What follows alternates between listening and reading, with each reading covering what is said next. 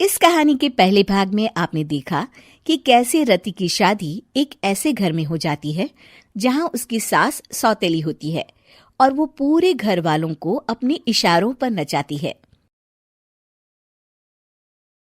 रति छत से सूखे कपड़े उतार कर ले जा रही थी कि तभी उसकी नजर लक्ष्मी पर पड़ती है, जो किसी तरह चोरी से सुनील की अलमारी खोलने की कोशिश कर रही होती है।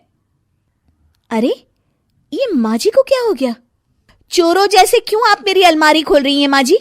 आपको क्या चाहिए मुझे बताइए। अरे वाह, क्या चाहिए मुझे बताइए। अरे मैं इस घर की मालकिन हूँ, पूरा घर मेरे इशारों पर नाचता है और तुम्हें बताऊं कि मुझे क्या चाहिए? हट यहाँ से। और वो उसे जोर से धक्का देती है। जैसे ही लक्ष्मी रति को धक्का देती है, उसके सर पर चोट लग जाती है और वो बेहोश होकर गिर जाती है। रति के आसपास पूरा परिवार खड़ा रहता है। डॉक्टर जैसे ही उसे देखकर जाता है, रति को होश आता है। अरे बेटा, तुम दूर क्यों खड़े हो? मेरे पास आओ, मैं तुम्हारी माँ हूँ, कमला। रति के मुंह से लक्ष्मी सारंग की माँ का नाम सुनती है तो हैरान सी रह जाती है। क्या बोला रति बहू? चुप कर डायन, तूने मेरे पति और बेटे का हाल बेहाल कर दिया। अब तू मेरी बहू को भी गुलाम बनाना चाहती है? रुक, अभी मजा चखाती हूँ। ये कहकर जैसे उसे पकड़ने की कोशिश करती है, लक्ष्मी वहां से भाग जाती है। लक्ष्मी के जाने के बाद रति अपने ससुर और पति की तरफ देखकर मुस्कुरा देती है। दोनों समझ जाते हैं कि ये रति की चाल है। अगली सुबह लक्ष्मी का पति खाना लेकर खेत में जाने के लिए निकल ही रहा होता है कि लक्ष्मी उसे रोक देती है। अरे कहाँ चल दिए खाना लेकर? आज घर का काम कौन करेगा? तभी पीछे से रति आ जाती है और जोर से चिल्लाती है।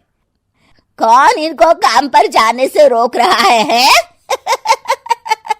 मैं अभी उसे मजा चखाती हूँ।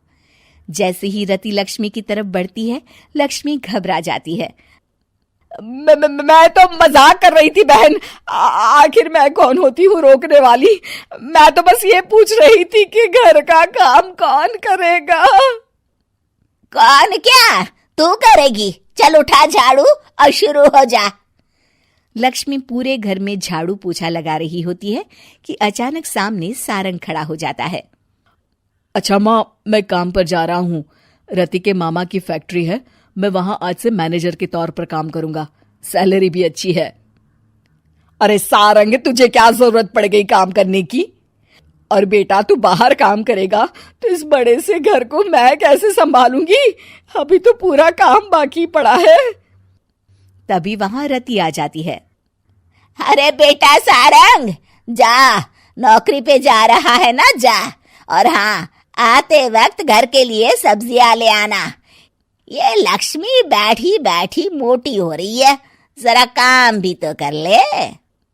सारंग के जाने के बाद, अच्छा लक्ष्मी, सुन जरा यहाँ। लक्ष्मी अपनी बहू रति को सारंग की पहली माँ जो मर गई है वो समझकर उसके पास जाती है।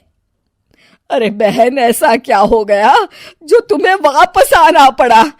मैं तो बड़े ही प्यार से इस परिवार को चला रही थी।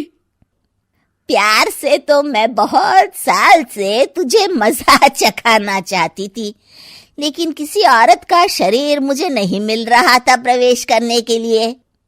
अब से ना मैं बहू के शरीर में रहूंगी। और हाँ, तूने कोई भी चालाकी दिखाई या मेरे घर के लोगों को परेशान करने की कोशिश की तो तेरा गला दबा दूंगी। लक्ष्मी रति के मुंह से ये सुनकर डर जाती है और शाम को अपने बेटे और पति के सामने जाकर कहती है, तुम दोनों मुझे माफ कर दो। मैं अब तुम दोनों को कभी परेशान नहीं करूंगी। और बहू, तुम मेरी बेटी की तरह हो, बस अब बेटी की तरह ही बनकर रहना। लक्ष्मी उन लोगों को इतना कहकर वहां से चली जाती है और उसके जाने के बाद तीनों एक दूसरे की तरफ देखकर हंस देते हैं।